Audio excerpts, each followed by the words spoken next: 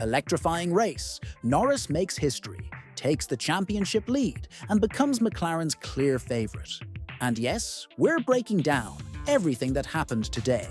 Stay with me, because this one changes the shape of the title fight. Lights out. And we got the kind of first corner you replay 5 times just to believe it.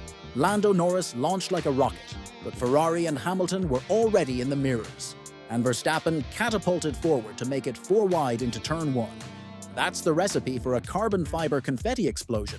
Except Max took the escape over the grass, rejoined ahead of the Ferraris, then ceded the spots to Leclerc and Hamilton to avoid a penalty. The Hamilton-Verstappen duel simmered for a few laps. Elbows out, inch perfect, until Hamilton overstepped. A heavy corner cut that earned him a 10-second penalty. First podium chance with Ferrari? Gone. From there, his race became a slog in traffic, the kind that makes even a genius look mortal. Up front, Norris settled into the kind of rhythm champions use to crush hope. Pole yesterday, total control today. He looked like he was managing a private race in clean air. Lando's only real danger was the chaos behind him. Leclerc defending for his life, Verstappen stalking, Hamilton burning time, and Piastri trying to stop the bleeding. Every lap, the timing tower told the same story. Norris comfortably clear, Leclerc and Verstappen trading tenths, the gap to the leader ballooning. Verstappen's day, though, was classic predator mode. Even stuck in traffic after the opening skirmish, he kept the pace, honest, hit his marks on the stops, and methodically hauled himself into a podium window. With 20 seconds to Leclerc late on, it looked impossible. But Max doesn't read that word. Lap after lap, he carved chunks from the delta, until the gap actually looked plausible. And then came Carlos Sainz's incident and a perfectly timed virtual safety car that effectively froze the chase and rescued Leclerc's P2. Right place, right time for Ferrari. The Monegasque banked a deserved second after a hard, disciplined drive. And speaking of Ferrari, there's something real brewing there. This stretch of strong results suggests the Scuderia is finding consistency in the final third of the year. With Hamilton now fully embedded and the team rhythm improving, 2026 might meet a very different Ferrari. If they convert this late-season discipline into a winter of clean processes, the Hamilton we loved in peak years could reappear right when the new regulations reset the deck. Imagine that Hamilton again, the one who can arm wrestle Verstappen over a full campaign with equal machinery. F1 needs that version. Today was a small reminder. He's still in there. Before we go further, pit stop for the channel. If you're into this kind of inside the garage storytelling, hit subscribe, drop a like, and tell me in the comments who takes the crown, Norris, Verstappen, or Piastri. My early call, the hunter finds a way. Max's late season bounce is terrifying, but I want your take below. Back to the podium battlefield, and to the driver who lit up today's vote, Oliver Berman. Driver of the day. He surfed the early chaos like a veteran, placed the car exactly where the race was flowing, and spent most of the afternoon living in nosebleed altitude ahead of Verstappen and Hamilton. In the end, Red Bull's undercut perfection wrestled the podium away. But third or fourth, the impression stands. Berman's racecraft is for real. Stack him with Bortoleto and Hajar, and you see why everyone's so bullish on the rookie wave. The future grid doesn't just look quick, it looks fearless. Now, the headline you came for. Norris didn't just win.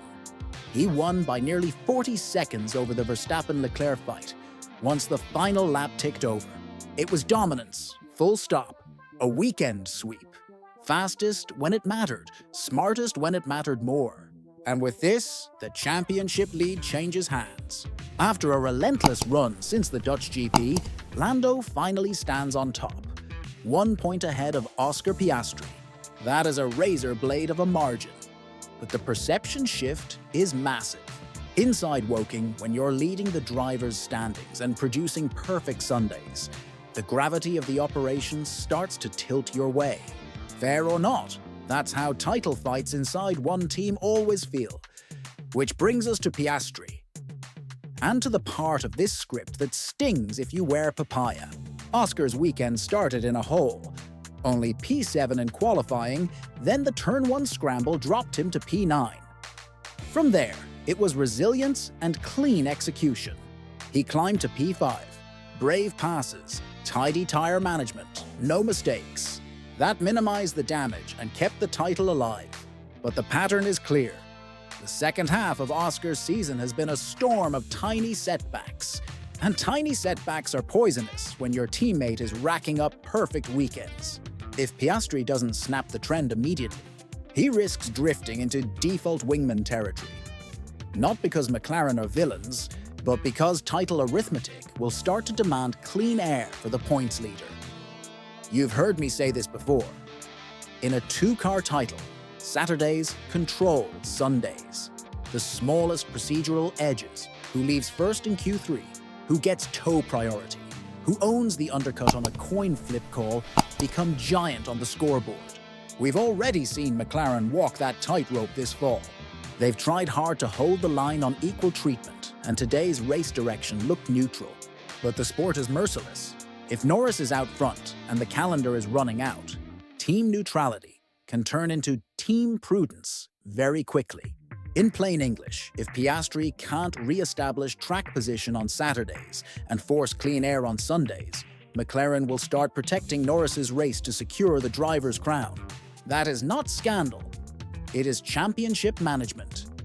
One last note before we close: do not write off Oscar Piastri. He is too good, too composed, and too efficient on his tires to vanish. Today he turned P9 into P5 and kept the title within a point. That's what real contenders do on bad Saturdays. But the next race has to look like a line in the sand. Start near Norris, shadow him, force McLaren to let them race. Because if this version of Lando runs free for another Sunday, the favorite tag won't be a debate. It'll be a reality. So, Norris dominates, takes the lead, and becomes McLaren's center of gravity. Piastri limits damage but feels the squeeze. Verstappen does Verstappen, never panics, and keeps the pressure dialed to 10. Ferrari show fight, Berman shows the future, and Hamilton shows a hint of what might bloom next season. If this isn't why you watch Formula One, I don't know what is. Drop your prediction below. Norris keeps the crown he just seized, Piastri hits back, or Max steals it late. I'll be in the comments.